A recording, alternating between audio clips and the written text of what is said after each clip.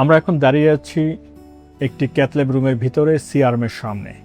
এই মেশিনের মাধ্যমে আমাদের শরীরের বিভিন্ন অংশের রক্তনালীর ছবি নেওয়া হয়, যাকে বলা হয় এনজিওগ্রাম। এই মেশিনের মাধ্যমে হার্টের এনজিওগ্রাম করা যায়, ব্রেনের এনজিওগ্রাম করা যায় এবং শরীরের বিভিন্ন অংশের অর্থাৎ হাতে, পায়ের, পেটের রক্তনালীর বিভিন্ন অংশের এনজিওগ্রাম করা যায়। সম্মানিত দর্শকবৃন্দ, আমরা কথা বলছিলাম রক্তনালীর বিভিন্ন রোগ নিয়ে এবং এর একটি গুরুত্বপূর্ণ পরীক্ষা এনজিওগ্রাম নিয়ে। আপনাদের সাথে আছি আমি ডাক্তার একেএম জিয়াউল হক, সহকারী অধ্যাপক, ভাস্কুলার সার্জারি বিভাগ, ইবনে সিনা মেডিকেল কলেজ। রক্তনালীর রোগীরা বিশেষ আমাদের কাছে অনেকেই আসেন হাতের বা পায়ের তীব্র ব্যথা নিয়ে, এবং আমরা তারপরেই রোগ নির্ণয়ের জন্য বিভিন্ন ধরনের পরীক্ষা নিরীক্ষা দিয়ে থাকি। তাদের মধ্যে অন্যতম আলট্রাসোনোগ্রাম বা ডুপ্লেক্স স্টাডি। যখন হাতে বা পায়ের রক্তনালীতে ব্লক ধরা পড়ে তখন আমরা অ্যাডভান্স লেভেলে যেতে চাই, অর্থাৎ রক্তনালী ব্লকটি কোথায় আছে, কতটুকু ব্লক এবং এর পরবর্তী চিকিৎসা পদ্ধতি কী হবে, কোনো ধরনের রিং পরাতে হবে কিনা বা বেলুন দিয়ে রক্তনালী চালু করতে হবে কিনা, এই বিষয়ে সিদ্ধান্ত নেওয়ার প্রয়োজন হয়। তখন আমরা রোগীদেরকে বলি যে আপনার হাতের এবং পায়ের এনজিওগ্রাম করা প্রয়োজন, এবং সেখানে যদি কোনো ব্লক ধরা পড়ে তাহলে আমরা রিং পরিয়ে দিব, কোনো ধরনের কাটাছেঁড়া না করেই বা মিনিমাল ইনভেসিভ সামান্য নিডিলের একটি খোঁচা দিয়ে আমরা এই চিকিৎসাটি করে দিতে পারি।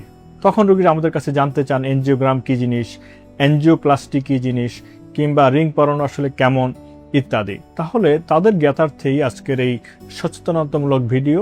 এই মেশিনের মাধ্যমেই আমরা আসলে এনজিওপ্লাস্টি করে থাকি, স্টেন্টিং করে থাকি, রোগীর শরীরে রিং পরাই। বিশেষ করে ধমনীতে যে ব্লকগুলো হয় আমাদের হাতে বা পায়ে, এনজিওগ্রামের মাধ্যমে রোগটি আমরা নির্ণয় করে থাকি। এর অনেকগুলো সুবিধা রয়েছে। বিশেষ করে আমরা যদি এই মেশিনের মাধ্যমে রিং পরাই এবং বেলুন দিয়ে রক্তনালী চালু করে দিতে পারি, অধিকাংশ ক্ষেত্রেই দেখা গেছে যে কোনো ধরনের দীর্ঘ বা লম্বা কাটাছেঁড়া লাগে না, বরং সামান্য একটি নিডিলের খোঁচা দিয়ে যে ছিদ্রটুকু হয় সেটুকু দিয়েই একটি তার প্রবেশ করিয়ে তার ভিতর দিয়ে আমরা বেলুন প্রবেশ করাতে পারি, আমরা স্ট্যান্ড বা রিং বসাতে পারি।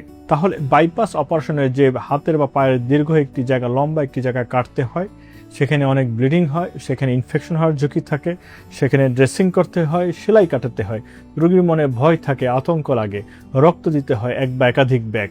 এই সকল বিষয়টাকে বাইপাস করে সরিয়ে রেখে শুধুমাত্র একটি নিডিলের একটি ছিদ্র দিয়ে আমরা কিন্তু এই বড় অপারেশনটি, বড় চিকিৎসাটি করে দিতে পারি। রোগীর শরীরের যে অংশে ব্লক রয়েছে, রক্তনালীর যে অংশে ব্লক রয়েছে, সেটি কিন্তু আমরা চালু করে দিতে পারি।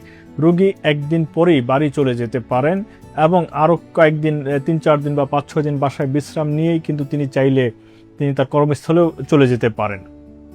বিশেষ করে যে সমস্ত এনজিওগ্রাম হাতের মাধ্যমে করা হয় তারা খুব দ্রুতই কর্মস্থলে ফিরতে পারেন।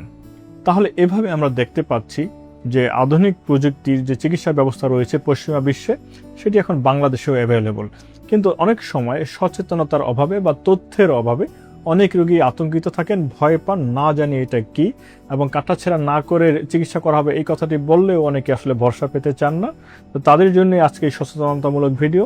আশা করছি যে ভিডিওটি আপনাদেরকে অনেক তথ্যের বিভ্রান্তি থেকে বাঁচিয়ে রাখবে এবং সঠিক চিকিৎসা নিতে আপনাদেরকে সাহায্য করবে। সবাইকে ধন্যবাদ জানাচ্ছি। আসসালামু আলাইকুম।